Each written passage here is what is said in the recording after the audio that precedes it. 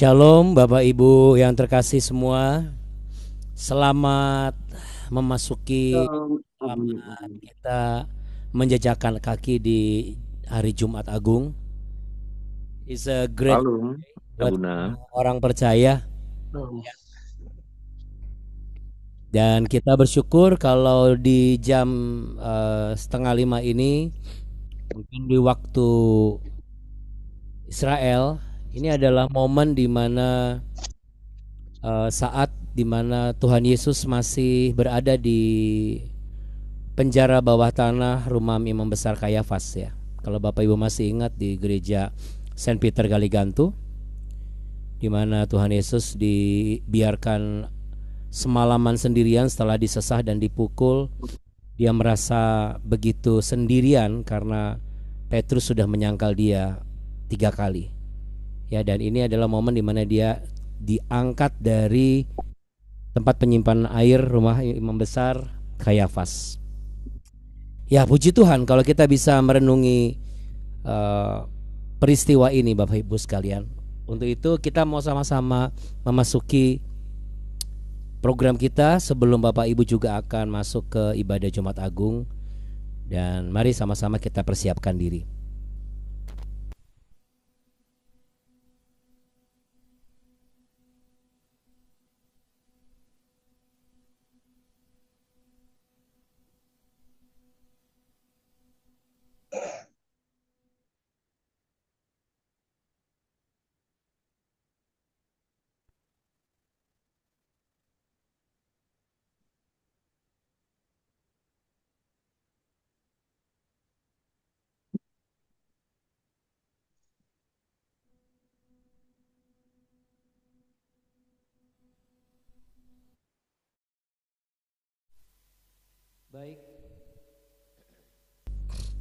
Baik Bapak Ibu dan juga saudara-saudari terkasih, kita satu di dalam doa.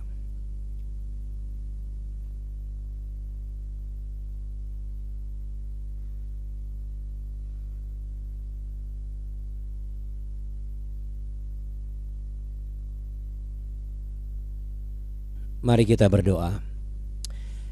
Segala puji syukur, segala rasa kagum kami akan besarnya kasih-Mu, segala rasa bangga kami memiliki Engkau di dalam kehidupan ini. Terima kasih Tuhan Yesus, Engkau sudah mewakili semua kehidupan kami. Kami yang merasa sendirian, kami yang merasa terhina, kami yang merasa tidak berdaya, kami yang selalu menerima hujatan, kami yang tidak ada yang mendampingi, kami yang merasa terperosok dan seringkali kami merasa lemah. Engkau pikul semua itu hingga Engkau tuntaskan di kayu salib. Kiranya kami bisa belajar dari keteladanan-Mu Kristus. Bapa kami yang ada di dalam sorga, dikuduskanlah nama-Mu, datanglah kerajaan-Mu, dan jadilah kehendak-Mu di bumi seperti di surga. Berikanlah kami pada hari ini makanan kami yang secukupnya, dan ampunilah kami akan kesalahan kami, seperti kami juga mengampuni orang yang bersalah kepada kami. Dan janganlah membawa kami ke dalam pencobaan, tapi lepaskanlah kami daripada yang jahat. Karena Engkaulah yang punya kerajaan, kuasa, dan kemuliaan kekal sampai selama-lamanya. Hanya di dalam berkat satu nama, Yesus Kristus, Tuhan dan Juru Selamat kami, Sang Mesias, yang telah turun ke dunia, menerima semua penderitaan hingga memikul salib demi menebus dan mengampuni dan memulihkan hubungan kami orang-orang yang berdosa, mengorbankan nyawanya untuk mati di kayu salib. Hari ketiga bangkit mengalahkan maut, dan kemudian naik ke surga menyiapkan tempat bagi kami yang setia. Dalam nama Tuhan Yesus Kristus, haleluya, amin. Amin, puji Tuhan. Kita beri tepuk tangan masing-masing Bapak Ibu.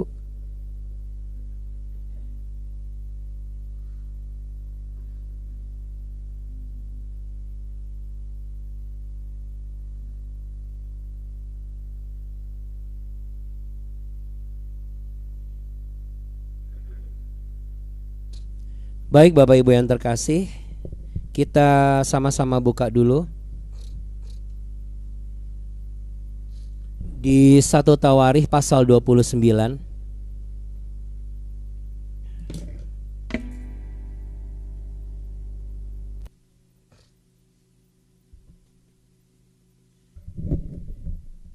1 Tawari pasal 29 ayat 20 sampai ayat yang ke-30.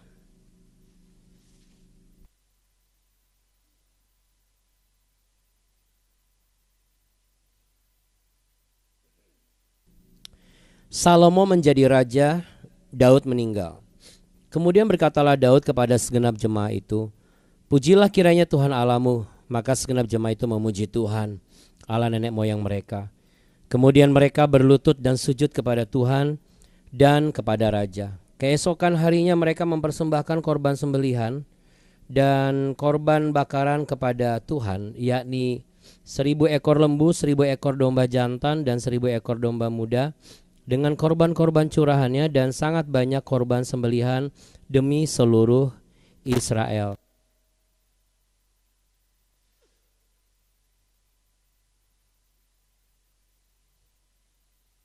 Lalu mereka makan dan minum pada hari itu di hadapan Tuhan dengan sukacita yang besar.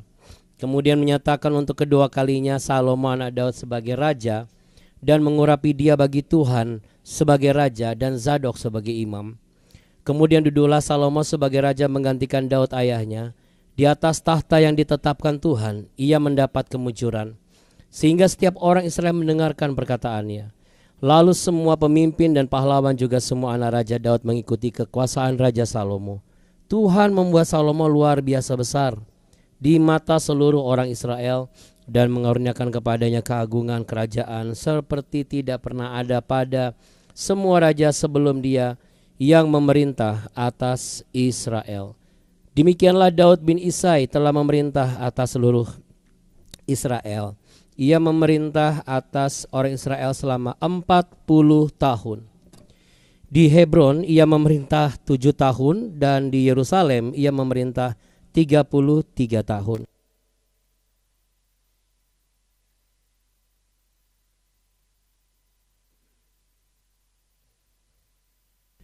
Kemudian matilah ia pada waktu telah putih rambutnya, lanjut umurnya, penuh kekayaan dan kemuliaan.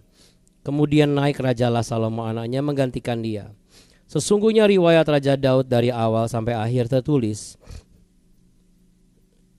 dalam riwayat Samuel pelihat itu, dan dalam riwayat Nabi Nathan, dan dalam riwayat Gad pelihat itu, beserta segala hidupnya sebagai raja dan kepahlawannya dan keadaan zaman yang dialaminya dan dialami Israel dan segala kerajaan di negeri-negeri lain.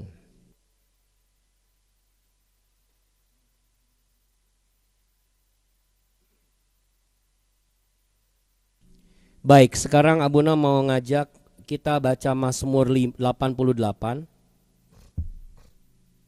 Yang ini dikasih batas, kita baca Mazmur 88.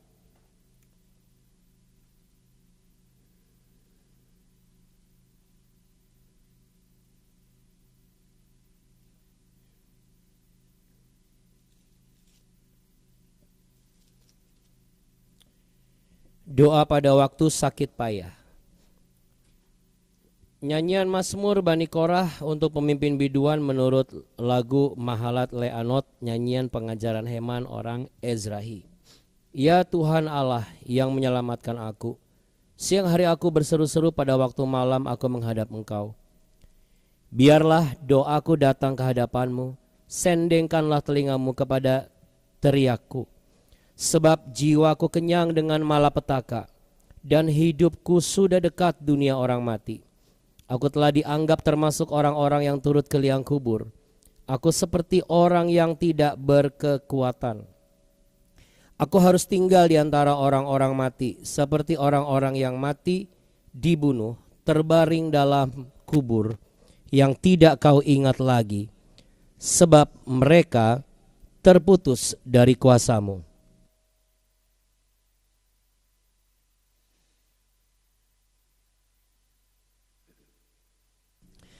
Telah kau taruh aku dalam liang kubur yang paling bawah, dalam kegelapan, dalam tempat yang dalam. Aku tertekan oleh panas murka-Mu, dan segala pecahan ombak-Mu kau tindihkan kepadaku. Telah kau jauhkan kenalan-kenalanku daripadaku. Telah kau buat aku menjadi kekejian bagi mereka. Aku tertahan dan tidak dapat keluar. Mulutku merana karena sengsara. Aku telah berseru kepadamu ya Tuhan sepanjang hari, telah mengulurkan tanganku kepadamu. Apakah kau lakukan keajaiban bagi orang-orang mati? Masakan arwah bangkit untuk bersyukur kepadamu?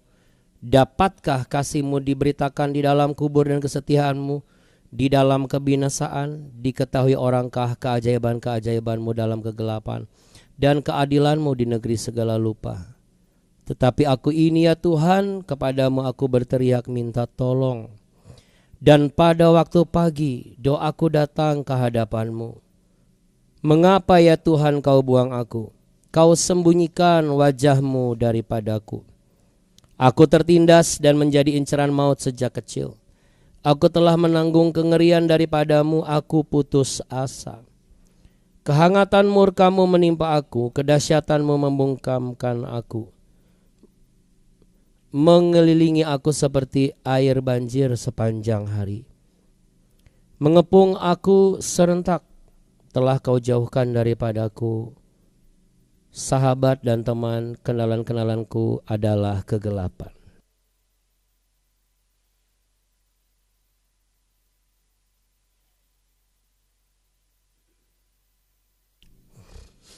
Ya, Bapak Ibu dan juga saudara-saudari, dua bacaan kita ini kontradiksi ya. Yang pertama, Daud mewariskan tahta dengan kemujuran. Yang kedua, Allah mewariskan salib dengan kesengsaraan. Yang dibaca di Mazmur 88 ini adalah pembacaan dari ketika Tuhan Yesus, seperti yang sudah Bapak Ibu baca tadi malam di Lukas pasal 22, ketika Tuhan Yesus sudah mengalami penangkapan di Getsemani, lalu kemudian penangkapan di Getsemani itu dia pun juga masih berbuat baik, lalu kemudian dia tetap ditangkap, dan apa yang dinubuatkan Yesus bahwa Petrus akan menyangkal dirinya 3 kali terjadi. Lalu kemudian dibawa ke rumah imam besar Mahkamah Agama atau imam besar Kayafas. Sebelum dibawa, sebelum Petrus menyangkal, jangan lupa perlakuan Tuhan Yesus yang diperlakukan sangat tidak manusiawi. Jadi latar belakang seseorang, sehebat apapun pelayanannya, kenyataannya kedagingan manusia bisa ngeri ketika ada sahabatnya itu mengalami perlakuan yang tidak berkeadilan namun tidak manusiawi.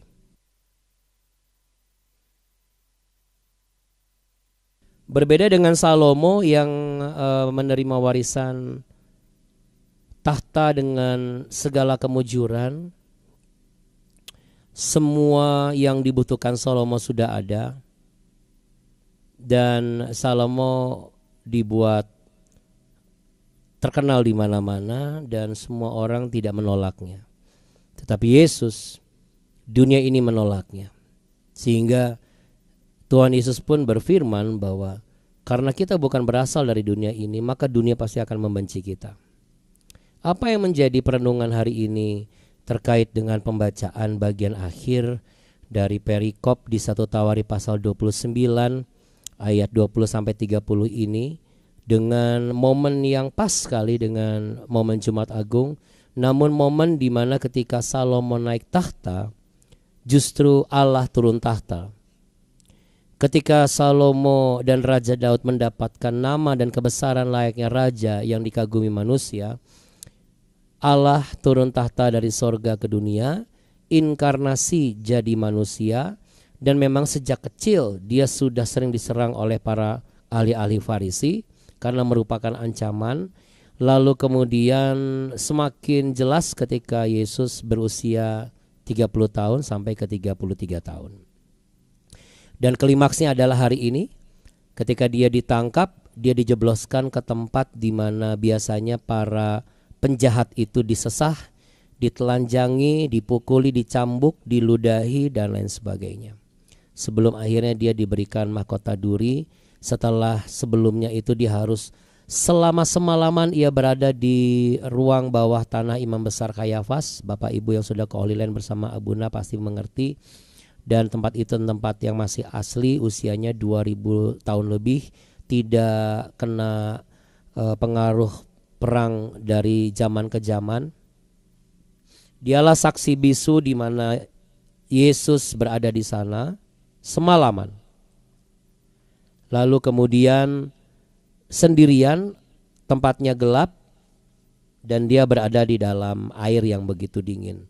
Sampai akhirnya dia harus diangkat lagi dari bawah ke atas, baru dibawa ke rumah Pontius Pilatus.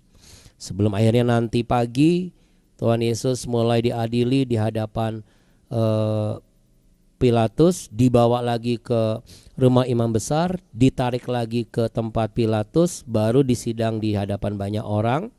Setelah itu Yesus dijatuhi hukuman mati disalib, dan manusia lebih memilih Barabas, penjahat nomor 1.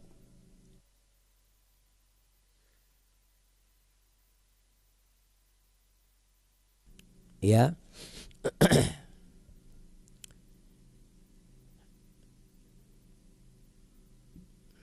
Oke.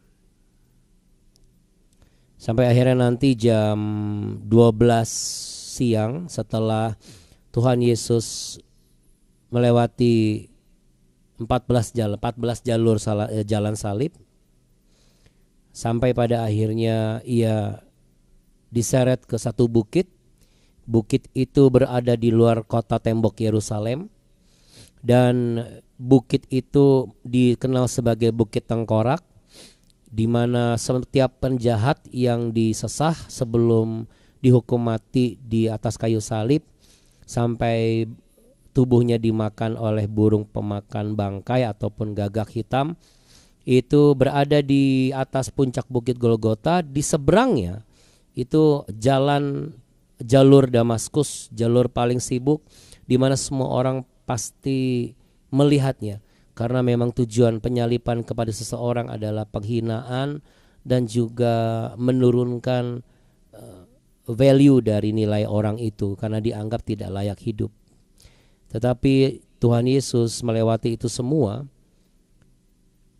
bukan untuk duduk di atas tahta kanan Allah Bapa. Karena pada saat itu dia meregang nyawa. Dan semuanya hanya untuk apa, saudara? Untuk mengampuni dosa orang-orang yang jahat, yaitu saudara dan saya. Karena kita sebelum ketemu Tuhan Yesus, kita orang-orang yang jahat, kita orang-orang berdosa. Jadi kalau ada yang mengatakan bahwa kalau seseorang mengorbankan nyawanya kepada orang lain, biasanya manusia itu melihat kebaikan karena apa? Utang budi. Manusia berkorban karena utang budi.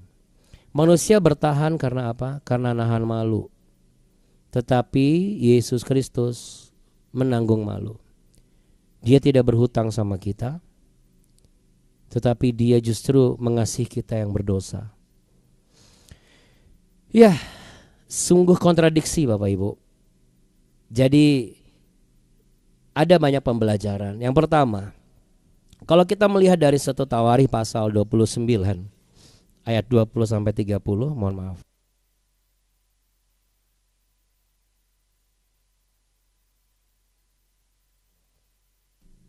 Satu Tawarikh pasal 29 ayat 20 sampai 30. Yang pertama adalah hidup ini bukan tentang bagaimana memulainya atau menjalaninya saja, tetapi juga tentang bagaimana mengakhirinya dengan baik dan meninggalkan sesuatu yang mulia. Dan Daud berhasil untuk itu. Dia memulai bersama dengan pertolongan Tuhan, karena dari gembala menjadi pemuda yang mengalahkan Goliat. Dia paling muda. Lalu kemudian dia pun diuji kesetiaan atas tata aturan, bahwa ketika dia berkesempatan membunuh Saul, dia tidak membunuh Saul. Sampai kepada akhirnya ia melewati jatuh bangun kehidupan seorang Daud. Namun Allah angkat Daud dari lumpur dosa karena dia belajar dari kesalahannya dan dia tidak mengulangi lagi kesalahannya. Sehingga sekalipun ia melewati ujian kesetiaan yang begitu tragis, harus kehilangan anaknya, anak sulungnya, tetapi Tuhan menggantikan satu anak, dan anak inilah yang menjadi ahli waris dari tahta pemerintahannya. Bagaimana dengan kita, saudara? Kita sampai di tahap mana? Ya, kita katakanlah belum sampai di akhir hidup. Tetapi ingat salah satu episode BW di minggu lalu, kalau kita mulai sesuatu, jangan kita tidak menyelesaikannya.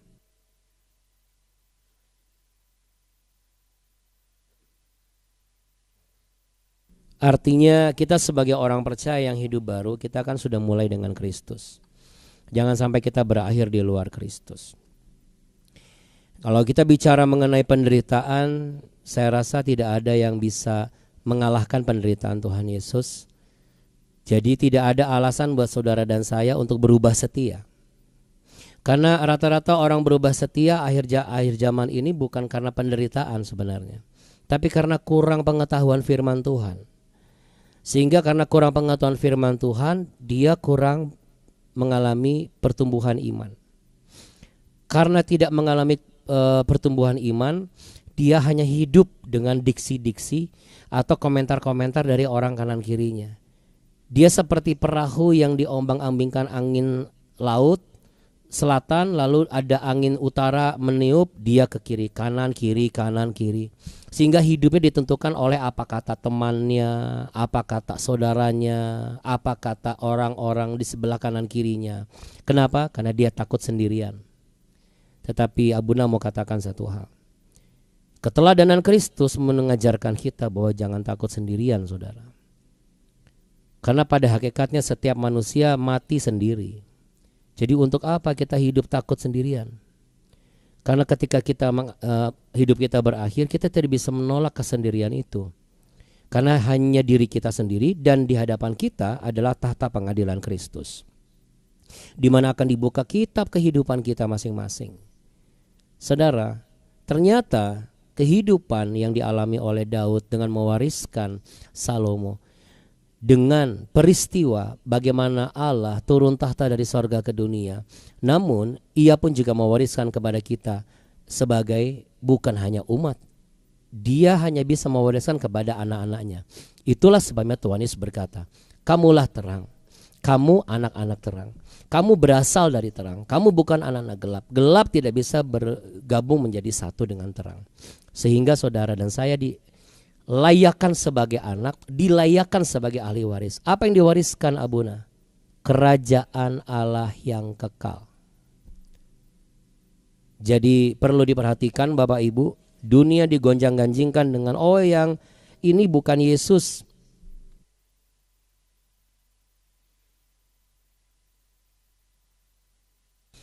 Yang disalib bukan Yesus karena begini karena begitu. Bapak Ibu yang terkasih, satu-satunya pengajaran dengan literasi yang jelas dan peninggalan artefak serta arkeologi yang ditemukan di zamannya sesuai dengan penulisan catatan sejarah dan duplikasi dari kitab suci yang masih asli hanyalah Injil.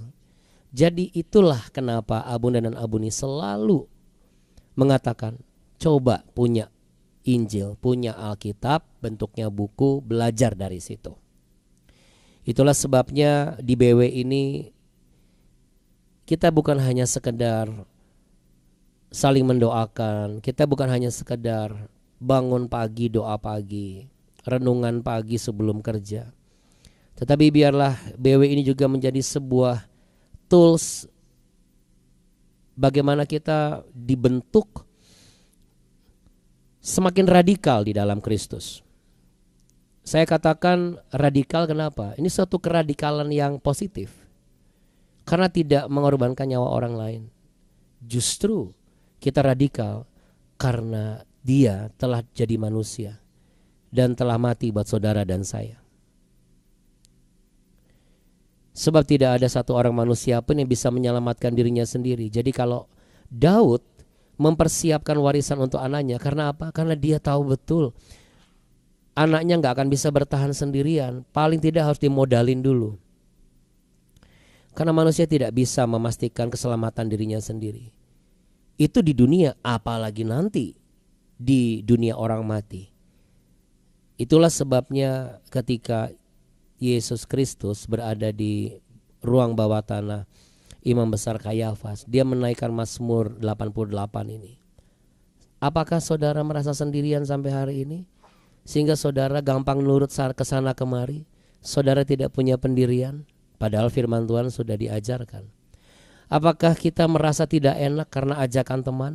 Padahal ajakan teman itu membuat kita semakin sesat di jalan. Apakah karena perasaan terlalu sungkan dan hormat sehingga melebihi rasa hormat kita kepada Tuhan? Kita harus bertobat.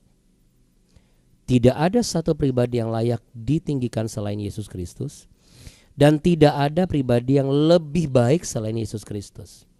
Kalau teman kita baik sama kita, itu cuma dua hal. Yang pertama adalah baik demi kebaikan mereka sendiri. Lalu yang kedua adalah karena mereka pun juga takut sendirian. Tetapi orang Kristen sejati, dia tidak akan pernah takut sendirian. Sebab kalau Kristus sudah mati mewakili rasa sendirian, bertujuan supaya setiap orang percaya selalu ditemani, karena semuanya dipikul di dalam kehidupannya selagi ada di dunia ini. Amin saudara. Jadi Bapak Ibu yang sudah mulai tidak muda lagi, Anda yang sedang ditinggal sendirian oleh kekasih, tidak punya lagi teman di sekolah,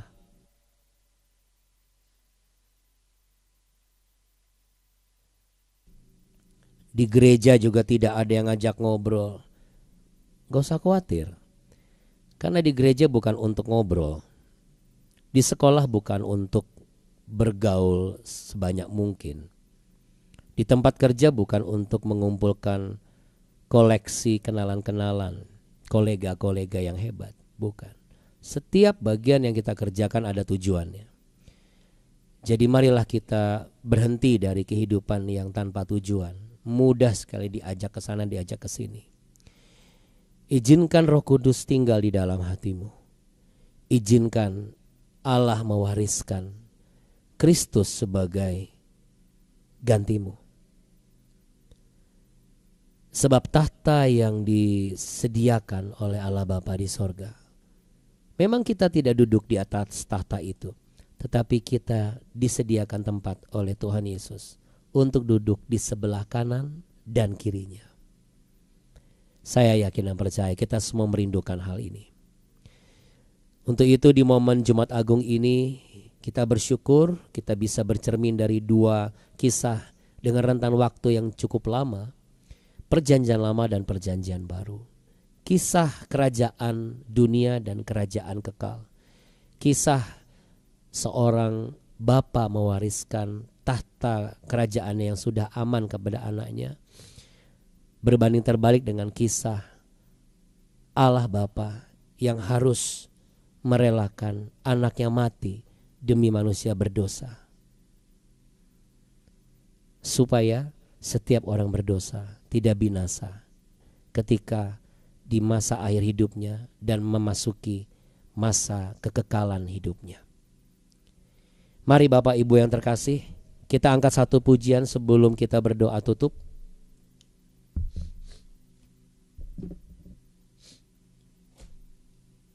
Kita angkat pujian ini ya Bapak Ibu.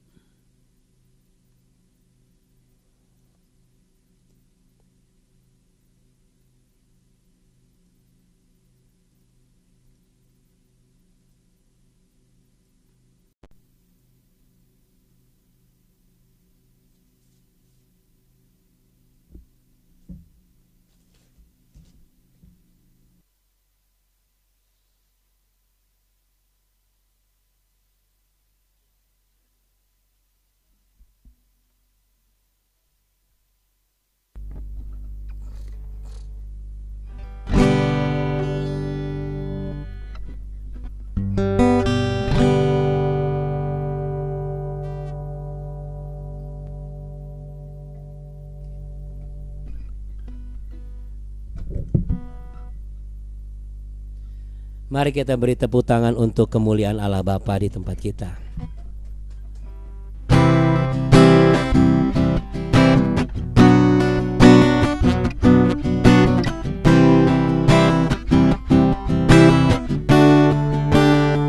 begitu besar kasih-Mu Bapa, Kau berikan anak-Mu yang tunggal. Di saat aku percaya kasih menyelamatkanku, bukan sebagai dunia, tapi penyelamat yang untuk diriku Kau tebusku, kasih menyelamatkanku. Ingat kasih-Nya yang mengubah hidupku, ingat kasih-Nya yang selalu ada. Kasih Yesus, kasih Yesus bagiku.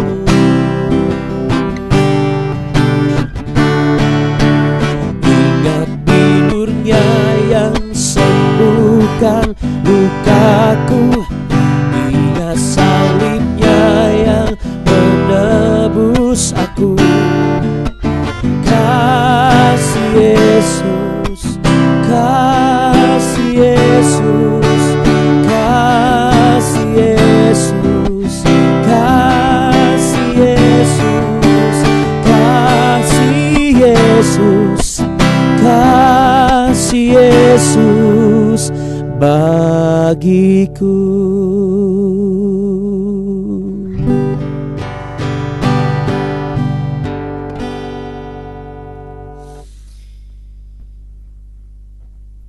Terima kasih ya Tuhan Yesus, perenungan hari ini memperlengkapi kami. Kami dikuatkan dan kami diingatkan kembali bahwa tanpa kasih-Mu kami tidak bisa hidup sampai hari ini. Jumat Agung adalah hari yang termulia bagi orang percaya. Karena tanpa kematian-Mu dan kebangkitan-Mu, maka sia-sialah kami percaya kepadamu.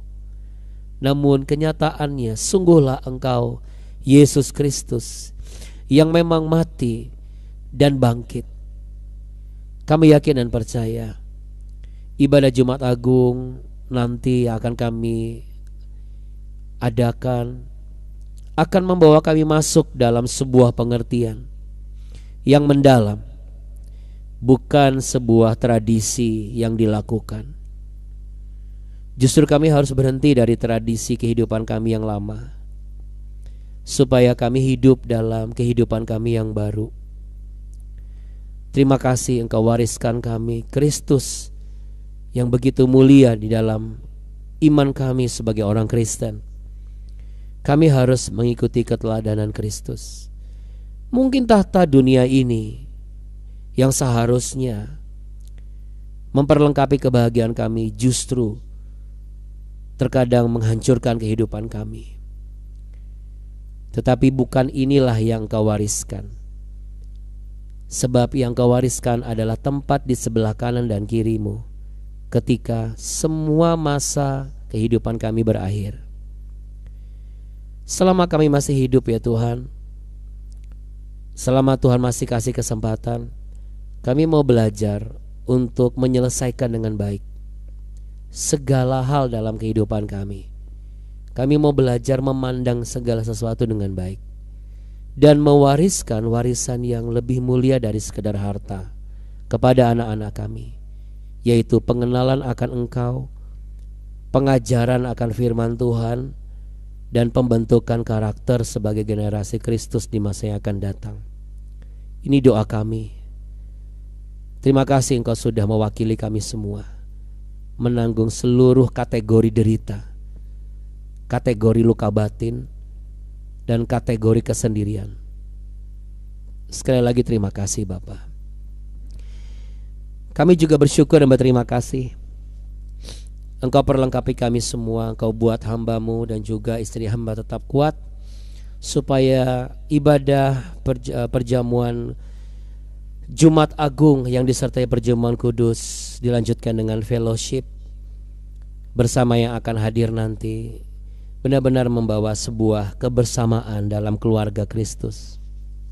Gereja harus menjadi keluarga besar yang memberi arti dan edukasi kebenaran firman. Dan keluarga harus menjadi gereja kecil sebagai lambang tubuh Kristus dan menerangi kegelapan.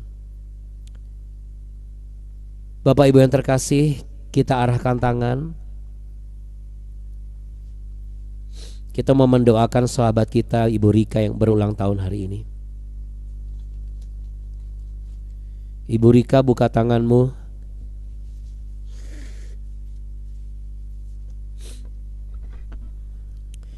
Dengan kuasa daripada nama Yesus Kristus, nama di atas segala nama, Engkau sudah mendengar kebenaran hari ini. Kiranya bertambah 1 tahun, ketika Engkau juga sudah menemukan komunitas yang lebih benar, bertambah beranilah Engkau melangkah bersama dengan rencana Tuhan. Jangan takut lagi sendirian. Melangkahlah bersama dengan sukacita dalam Kristus. Berbahagialah engkau di masa tuamu. Berbahagialah engkau Ibu Rika di ulang tahunmu hari ini. Tuhan memberikan dan menambahkan sukacita yang berlimpah-limpah di dalam hidupmu. Ia yang telah menggantikan dan menanggung seluruh air matamu dan deritamu, rasa malumu dan rasa ketidaknyamananmu. Inilah saatnya engkau mengalami kematian tradisi lamamu dan untuk menyongsong kebangkitan bersama semangat yang baru yang ada di dalam Kristus Yesus, seiring pertumbuhan pengetahuanmu akan firman Tuhan hari lepas hari. Diberkatilah anakmu dan cucumu, dan dibuat kuatlah engkau, diteguhkanlah engkau, sebab Tuhan Yesus telah memilihmu dan Ia mengasihimu. Bapak Ibu, terimalah berkat damai sejahtera cinta kasih Tuhan. Impartasikanlah apa yang kau terima hari ini. Perkatakan kepada orang-orang terdekat yang kau kasihi hari ini. Katakan kepada mereka bahwa Kristus adalah warisan yang paling mulia. Kita sebagai ahli warisnya harus memiliki nilai-nilai Kristus di dalam hidup kita. Ia yang tidak akan mematikan berkat-berkatmu. Tuhanlah yang memberkatimu berlimpah-limpah. Dialah yang menyinarimu dengan wajahnya dan terang salibnya. Ialah yang selalu menghadapkan wajahnya kepadamu, menunggu engkau memenuhi panggilan dalam hidupmu. Berkat damai sejahtera cinta kasih Allah Bapa di sorga sempurna Ia berikan hanya kepadamu. Jadilah berkat dan terang Kristus kemanapun kau berada. Jadilah kebanggaan Tuhan Yesus yang telah mengorbankan nyawanya bagi saudara. Ya Tuhan, kiranya Engkau sekarang berkenan untuk memberkati setiap pribadi dan keluarga yang ada saat ini di hadapan hamba-Mu ini, di hadapan tata kasih karunia-Mu ini, supaya tetap ada untuk selama-lamanya. Sebab kami percaya apa dan siapa yang Kau berkati, diberkati untuk selama-lamanya. Dalam nama Bapa, Putra dan Roh Kudus, di dalam berkat nama Tuhan Yesus Kristus. Haleluya. Mari yang percaya sama-sama katakan amin. Amin. Puji Tuhan Bapak Ibu yang terkasih. Haleluya ya. Ada sukacita Bapak Ibu. Selamat siap-siap untuk ibadah Jumat Agung. Dan hati-hati di jalan. Terima kasih Pak Agung. Ya, hari ini kalau kami di OIC ibadah Jumat Agung dimulai jam 9:30 di lantai 26 Pakuan Tower Kota Kasablanka. Pintu terbuka untuk siapapun yang mau hadir. Dan di ibadah Jumat Agung kali ini akan ada pemutaran film, tapi bukan Passion of the Christ. Film mengenai biblical story singkat yang akan diteguhkan dengan firman Tuhan yang akan Abuna sampaikan. Pemimpin pujian akan dilayani oleh Abuni Kartika, dan yang bermain musik adalah anak-anak kami, ditambah juga Kak Deren, putra dari Ibu Natalie dan Pak Alvin, bersama seluruh rekan-rekan Bapak Ibu pengerja yang ada di OIC. Nah, setelah itu kami akan sama-sama perjamuan kudus dan berfellowship. Kami mengumpulkan setiap apa yang Tuhan berikan untuk dinikmati bersama-sama. Jadi kalau Bapak Ibu penasaran silakan datang. Hari Minggu adalah hari kebangkitan yang tentunya akan ada performance ya Bapak Ibu. Ibadah yang kami adakan dengan kreasi-kreasi untuk merayakan kebangkitan Kristus, sebab Kristus bangkit. Itulah bukti bahwa Dia adalah Allah yang hidup. Ya. Untuk itu Bapak Ibu sekalian, sekali lagi hati-hati di jalan, tetap semangat dalam menjalani ibadah Jumat Agungnya, tetap bertumbuh, dan sampai jumpa lagi di waktu di mana Bapak Ibu berkenan untuk menemui kami, dan juga di hari Senin ketika kita ketemu lagi di BW. Oh, satu lagi saya diingatkan ini. Saya mau mendoakan Pak Mardani dan Ibu Sekar. Pak Mardani, Ibu Sekar berangkat retret hari apa ya Pak, Bu? Hari ini ya? Iya, Bapak Ibu boleh sekali lagi kita arahkan tangan kepada Pak Mardani dan Ibu Sekar. Kita berdoa ya untuk sahabat kita yang terkasih yang setia ini. Tuhan Yesus, kami serahkan retret Pak Mardani dan Ibu Sekar ke dalam tangan Tuhan. Biarlah retret kali ini membuka alam pikiran sukma dan juga menggugah nurani mereka sebagai anak yang Kau kasihi. Engkau tahu betul semua hal dalam kehidupan mereka. Engkau melihat kesetiaan mereka. Kami rindu perlindungan bagi mereka, sama seperti perlindungan bagi kami. Sampai nanti kami ketemu lagi di BW, Ibu Sekar dan Pak Mardani semakin mengalami lawatan Tuhan. Dalam nama Tuhan Yesus, haleluya, amin. Amin. Terima kasih Abuna, Abuni. Thank you Abuna, Terima kasih Abuna. Terima kasih semua. Mereka lagi nunggu satu hit single. Happy birthday, happy birthday. Kita highlight dulu ya Bu Rika ya. Ini loh yang namanya Bu Rika. Semangat Bu Rika. Happy birthday to you. Happy birthday to you. Happy birthday to you.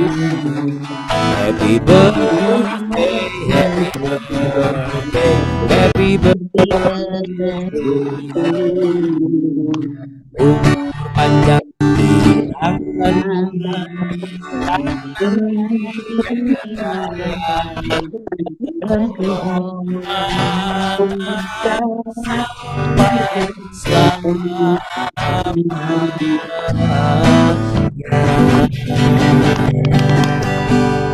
Selamat ulang tahun Ibu Rika. Selamat ulang tahun Bapak dan Ibu. Tuhan Yesus kasih Ibu Rika. Terima kasih Abuna Abuni. Terima kasih Abuna Abuni. Bapak Ibu. Semoga kita sejari pasca ini mengenang kasih Tuhan Yesus, pengorbanan untuk kita, menyelamatkan kita untuk selamanya. Itu yang kita nantikan untuk kembali kepada Dia. Amin. Terima kasih. Kami izin ya, kita sama-sama terbaik dan mempersiapkan diri. Selamat Hari Jumat Agung Bapak Ibu. Tuhan. Selamat Hari Jumat Agung. Terima kasih doanya Abuna. Terima kasih Abuna Abuni Bapak Ibu sekalian. Abi, boleh Oke, sampai ketemu nanti. Tuhan berkati. Terima kasih Abuna Abuni. Selamat ulang tahun Ibu Rika. Selamat tahun Ibu Rika. Terima kasih Abuna Abuni pagi. Terima kasih Abuna. Terima kasih. Iya, sama-sama. Terima kasih.